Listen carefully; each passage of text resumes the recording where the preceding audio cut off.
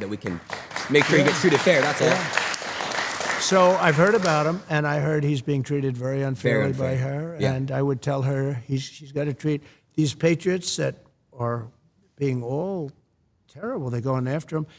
And I hear Young Thug is being treated. I heard the name. Yeah. I heard it from other people where they say he's being treated very unfairly. Very unfair. So he's got to be treated fairly. Please. Thank you, Tom. So, let's see who we got next on the couple. We got a couple more people left. Okay. Got some, hopefully some good ones. Well.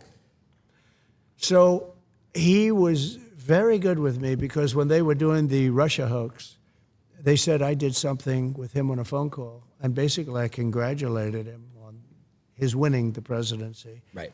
And said some other things which turned out to be perfect, better than perfect. If he sees any corruption, please report it to the Attorney General of the United States, which we have an agreement with the country. We have actually a signed contract with them, a very important one, that because Ukraine has always been known as very corrupt. I don't know if you know that. It has been a very corrupt country. I think the people are great, but it's been very corrupt. And I said, if you find any corruption in the country, you should report it immediately to the Attorney General. I did say that.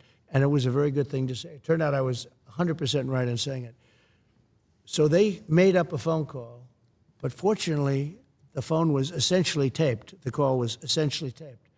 I didn't know this, but a lot of times when you're talking foreign leaders, they have tapes, or they have stenographers. And we had two professional, really great military stenographers. So every word. So when they said I did these things, I said, no, I didn't. And then I said, was that taped, or did they have the stenographers? The answer was yes. And they got all the way down the line to impeach me. They wanted to impeach me over this phone call, a single phone call. And I knew that I had them because I had the tape or the stenographers, everything, perfect. Every word was said. And then they did the impeachment. And just before that, because I remember Nancy Pelosi was crazy, we can't impeach him. Look at what the phone call was. She saw the phone call. Yeah. And then they decided, well, let's do it anyway. Can you believe how bad these people are? Horrible. Let's do it anyway, because they had the phone call. Yeah. That's where Tim Scott, a great guy from a senator from South Carolina, he said, wait a minute, I've just read the phone call. That phone call was, he was the first one to speak up. Tim Scott of South Carolina. Then Republican senators spoke up, and they were great. I mean, there was great. Of course, the only one was Mitt Romney. Real stiff, and he couldn't get elected dog catcher right now. But and he actually voted. He actually only took a half a vote away, but everybody else voted for me, 100% unanimous with the Republicans, and it was fine.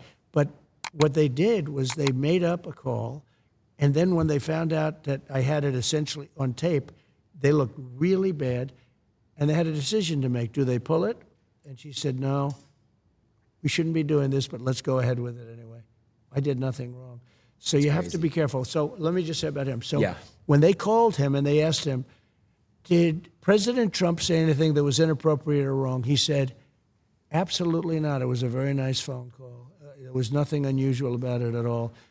And he could have grandstanded. He could have said, well, And he didn't say that. So I respect him. I think that I will be able to make a deal with him and Vladimir Putin very quickly. That's great. Even though it would have been a lot easier before this war started, and you wouldn't have 500,000 people, or maybe much more than that. I think you're going to find that the number of people dead is far greater than what they're saying. That's a really nasty thing going on over there. But I think I will be able to get him and Putin together, and we'll get it ended. It would have never started if I were president. We had no chance of starting. I knew Putin very well, know him very well, and it was the apple of his eye. Ukraine was the apple of his eye. He did love it. He did want it, but he knew he couldn't do it. He wouldn't. He would not. He knew he could not do it. He would have never done it if I was president. And now when you look at all of the death and all of the destruction, even of their culture, because those cities are wiped to the ground. Most of the cities. Horrible. Outside of Kiev, most of those cities are wiped down to the ground. And it's so sad. And when those buildings come down, there are plenty of people in there. People think those buildings don't have people. They have a lot of people in those buildings that don't want to leave. And those buildings come down. They're big buildings, big, heavy buildings, and they come down. and the people are crushed. Instantly, they're crushed. Horrible. Missiles hit them.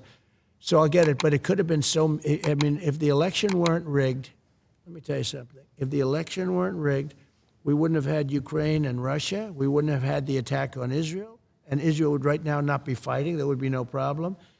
And we wouldn't have had that horrible embarrassment of Afghanistan, where we gave them $85 billion worth of equipment, and we lost 13 soldiers, many injured, many bad. You know, nobody talks about the ones that don't have arms and legs and their faces wiped out. But none of that would have happened, and inflation wouldn't have happened, because inflation was all started by their stupid energy policy. Yeah.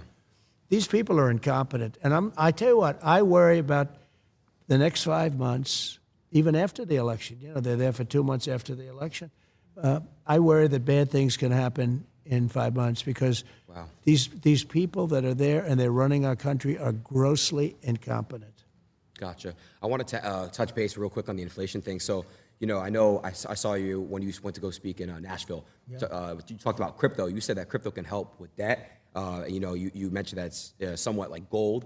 Do you think that, you know, when you get back in office, you would still fully support crypto? And, you know, I just saw that the U.S. government, ever since you spoke about it, they're selling crypto. They're selling it.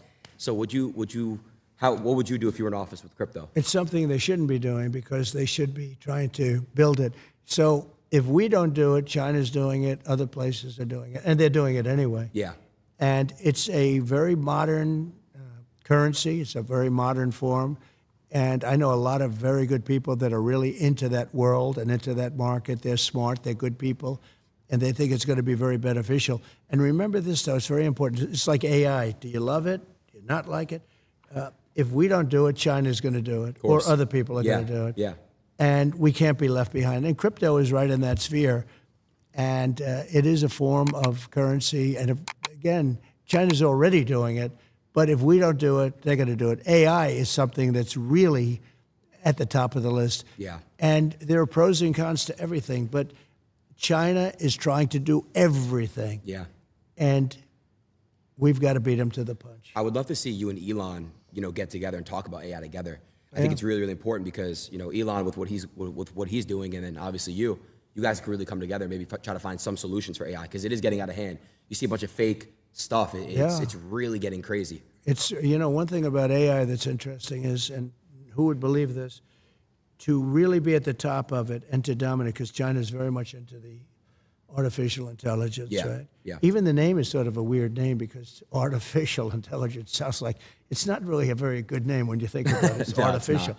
Yeah. It says like fake intelligence, right? But regardless, so you need massive amounts of electricity to be able to compete. Did you know that? Electricity. Yeah. And if you don't build twice the amount of electricity that the country currently has, now think of that number.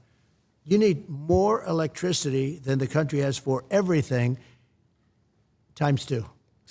Now think. So nobody's going to be able to get that done but me. I'm the only one, because you're going to have to build power plants at every plant. You're going to have a power plant for every plant. It's all electricity based. It's amazing. You need massive amounts of electricity. In the meantime, they built 8 chargers in the Middle West for cars, because we shouldn't have, obviously, all electric. You know, they have this electric car mandate, and they don't go far. They cost a lot. They're going to be made in China. And under Biden, he wants everybody to drive an electric car. No more gas-propelled cars, no more hybrids, no more anything. Think of it, how crazy. And you can drive a car from here to Los Angeles on a tank of gas. Same thing with trucks. They want trucks to go electric. They'd have to make 6 stops to get to Los Angeles. With diesel, they don't have to make any stops, and they have left over. And the truck gets lighter as you go. You know, one of the problems with that is the weight. The weight of the batteries is so heavy. It's 2.5 times heavier than a truck without, you know, with diesel. And you would have to rebuild all of your bridges all throughout the country. And I asked, the trucking industry supports me because of this. I mean, they probably like me, but they support me because of this, because they're not going to have an industry. I said, when you explain that you're going to have to rebuild all of your bridges in the country, when you explain that to the government officials that come and harass you, don't they say, oh, I see, well, then it doesn't work. Just that one thing, it doesn't work. When you explain to them that you have to stop 6 times for 4 hours a stop, and you talk about a supply chain problem, right? But I said, when you explain that to people, just tell me, do they say, oh, then we can't really do it? Because, it makes sense. We can't do it. Of course, yeah. It's all right. You could have a child go into a meeting, and within 1 minute or 2 minutes, they would convince you that it doesn't work. Maybe sometime, but I think it's essentially never going to work. In my opinion, it'll never work because you're always going to have a weight problem. You're always going to have, it's never going to be the same kind of a thing where you can drive for 2 days without stopping. It's just not going to happen that way. And I said, what do they say when you go in and explain this? They don't care. They say, we don't care. We want you to go electric. And one gentleman, the biggest guy in the business, he said to me, all my life I've been buying trucks. For 50 years I've been buying trucks. And every year they got better, bigger, stronger, more beautiful. Every year for 50 years they became more efficient, more fuel efficient, better pollution control, everything. And if they make us do that, we'll go back 50 years, more than that. He said a truck 50 years ago would have been better than what they're making us use right now. And I say, when you explain that, do they do anything? They sit there, they look, and they say, we don't care. That's our mandate. You have to go all electric. These people are going to destroy our country. We can't let them do it. Horrible.